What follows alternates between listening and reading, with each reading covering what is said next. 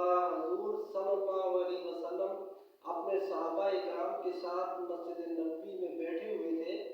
صحابہ اکرام ارد گرد بیٹھے ہوئے تھے۔ ایک صحابی رسول جن کا نام حضرت ابو ہریرہ رضی اللہ تعالیٰ عنہ ہے، کبھی چاند کی طرف دیکھتا، کبھی پیغمبر کے چہرے کی طرف دیکھتا۔ ایک صحابی کی نظر پڑی، کہا ابو ہریرہ کیا مسئلہ ہے، کیا ماجرا ہے؟ کبھی آسمان کے چاند کو دیکھتے ہو، کبھی آمنہ کے چاند کو دیکھتے ہو؟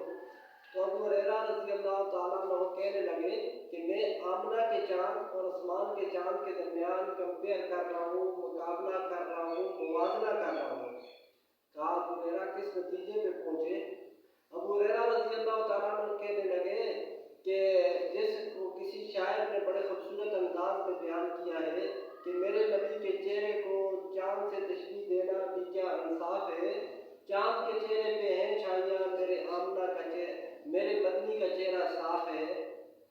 اسی طرح کسی ایک اور شاعر نے بڑے خوبصورت انداز میں کہا کہ حسینہ جمیلہ دا منہ موڑ دیتا، حسینہ جمیلہ دا منہ موڑ دیتا، رب نے محمد بڑھا کے قلم توڑ دیتا۔ تو ناظرین، اگر آپ کو میری ویڈیو پسند آئے تو اس کو لائک اور سبسکرائب کرنا مت بھولیے گا۔